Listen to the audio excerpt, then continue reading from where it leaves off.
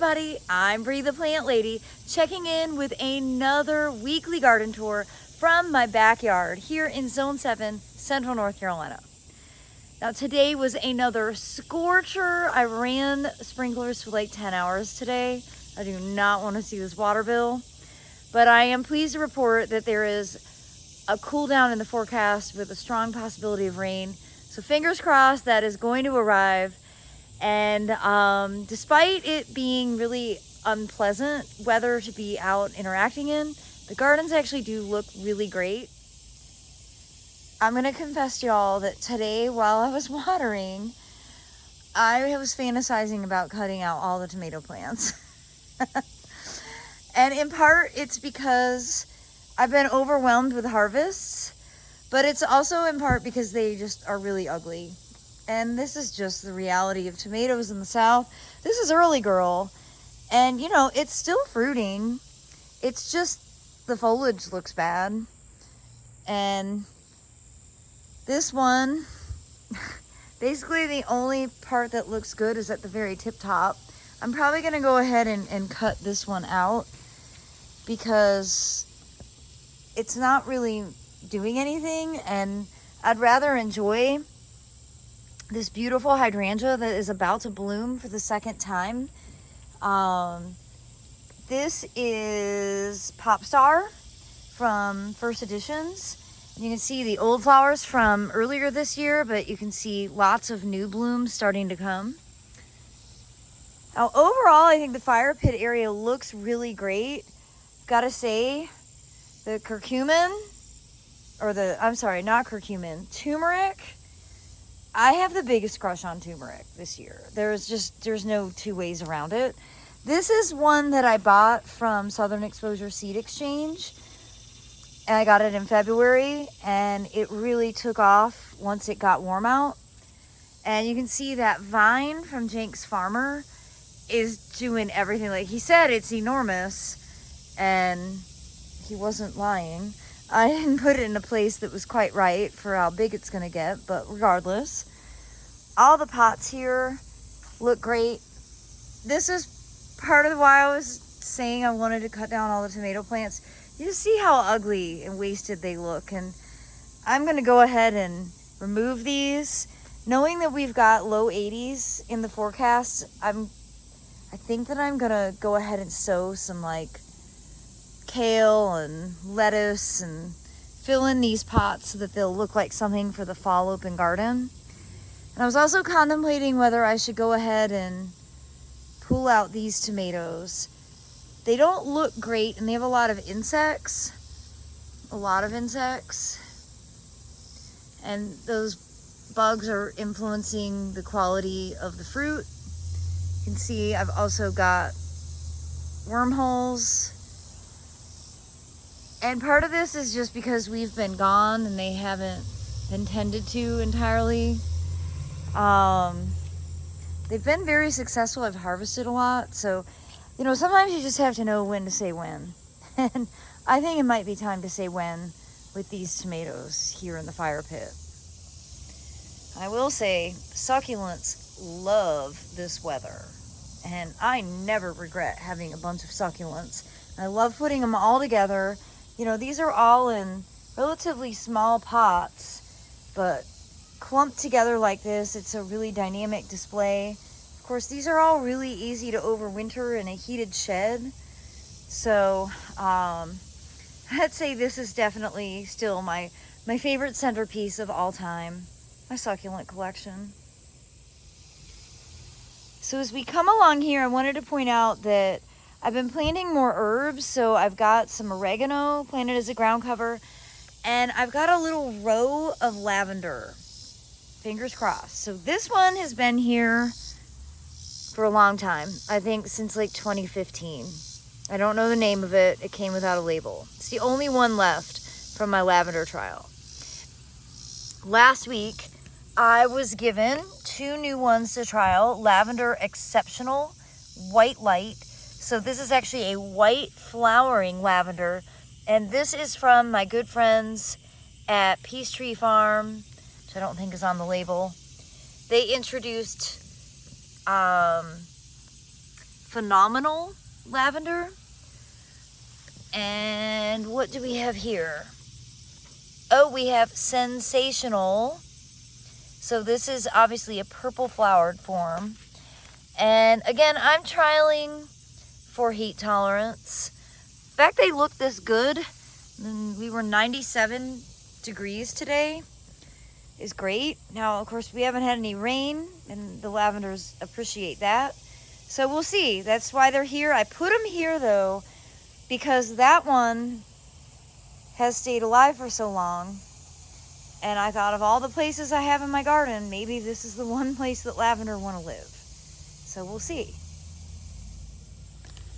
Now, of course, adjacent to the lavender are figs, and you can see they are forming, but they are small and hard and raunchy, and that's because it's so dry, and I haven't been watering them adequately. It is basically impossible to water adequately with this kind of weather. I'm just gonna go ahead and say that. So if any of you are feeling bad, don't. It's not you, it's the climate, and this climate sucks. Now,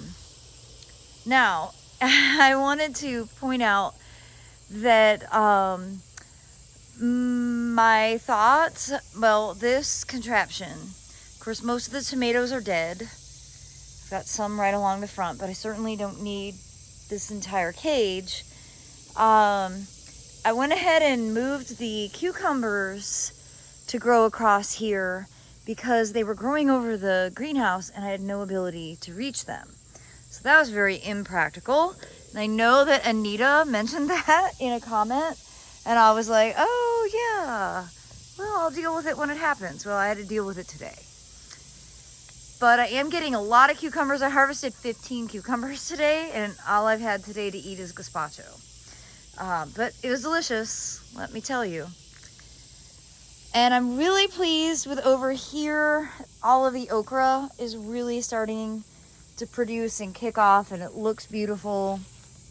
I have a lot of weeding to do, but I'm waiting until next week when the temperatures are cooler. But it is amazing how big the okra can get so quickly, and the okra loves the heat. You know, this was seeded, I'm gonna say sometime mid-June. I'm not exactly sure of the date. And look at here with the carrots flowering and the okra together. I love this combination. I have tons of weeding to do and tons of mulching to do. And I mean, you can see basically the mulberry weed is just taken over back there. It's a huge problem. I'm gonna get to it. There's no point in torturing yourself. Now, I wanted to walk into just the edge of the woods right now. I didn't water it today, and everything is a little wilty. You can see the Edgeworthia and those Edgeworthias, and the phlox look terrible. Hopefully we'll get rain. Even the metasequoia is wilted. And I also just wanted to show that I haven't made any progress whatsoever, but we do have a huge fence now to work against. It was a shock to see. I guess we're never going to meet the neighbors, but I can now really identify all the privet that I need to remove, and I have like a clean backdrop to garden against. So I'm really excited to work in here, but I'm not excited enough to do it right now. This is going to be really fun in the winter time. That's what I've decided. And you can see things are really dry in here. I have not run a sprinkler in the woods. I really don't want to have to. Hopefully rain will arrive. And I'm definitely gonna redo like this whole section. You know, in time we're gonna get a lot accomplished, but I just wanted to show you the new backdrop to the woodland garden. It's amazing how a year ago at this time we really thought we would be able to buy that house, and merge all 3 properties, and now we have a gigantic fence separating them. But that's how life is. And isn't there a saying, like, fences make good neighbors? You know, it's sad. I wish that we would have had an opportunity to at least introduce ourselves. Because they don't live in our neighborhood, it feels a little bit weird to like drive over there just out of the blue. So I don't really know. I don't really know. But you know, that's okay. That's life in the suburbs, right? I did want to just show real quick this section of the shrub border. Again, I haven't watered down here very well. The limelight hydrangea is very quickly starting to dry out, obviously because of lack of moisture. You know, one of the things that we don't get in the South are the pretty pink flush that in northern environments where your nights are cooler, you get more like this. And that's actually pretty remarkable for our region. Generally, they get sunburnt and they just turn crispy. And that's okay because they still dry fine. Limelight is still my favorite as a hydrangea paniculata for dried flowers to be able to use at the holidays. I like to spray paint these. But they definitely perform differently down here in a very warm zone 7 compared to like Michigan, where, you know, they're 20 degrees cooler at nighttime than we are.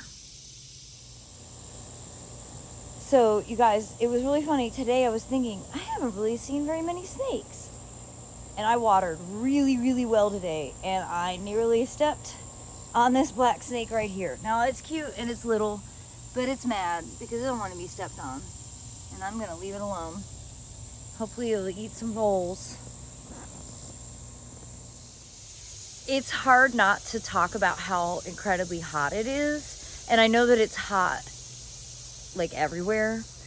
I also recognize that it's August, but it just seems hotter than in past years. That's definitely something that I think gardeners are often more aware of, just because we're paying attention to plants and we're also paying attention to how much we have to water. And if you're not on a well, you're having to pay the municipality an incredible amount of money to keep your gardens alive. And all of this is stuff that I think we do have to think very critically about. And it's part of the reason that I like winter gardening so much, because your inputs and your effort are so much less. And today in the heat, I've been inside putting stickers on cool season seed. And I'm really excited about the upcoming fall open garden, because this is going to be the main opportunity to buy the cottage garden seeds that grow all winter. And they really don't require a lot of effort at all. Certainly no effort compared to like growing a tomato. And I've got a great selection. Emily did a really outstanding job collecting the seeds and getting everything packaged. And we have more than we've ever had for sale before. That being said, remember, my seed sales are in person only, no mail order. I'm sorry, please don't try and contact me and ask me to mail you seeds, because I don't have the license to do that. So this is why I only do these at in-person events. And the fall open garden, which is scheduled for Saturday, September 23rd from noon to 4 p.m. is going to be the prime opportunity for you to be able to buy these seeds. Remember, all my seeds are organic, they're open pollinated, so you're going to get lots of different color diversity. And we have 3 varieties of poppies: larkspur, nigella, cilantro, all the grains, lots of greens, lunaria. I mean, it's the best selection that I have ever had before. So I really do hope that you will mark your calendars and plan to attend. It's free, no registration, rain or shine, the tent has been ordered. Well, I hope you'll join me tomorrow when we do an in-depth tour here in my Zone 7 garden out in the front gardens. Also, please do a rain dance for me. Because there's no replacement for rain. You can run sprinklers until your heart's delighted, but it's never going to be a substitute for water falling from the sky. Well, everybody, wishing you all the very best, and thanks so much for tuning in. Happy gardening.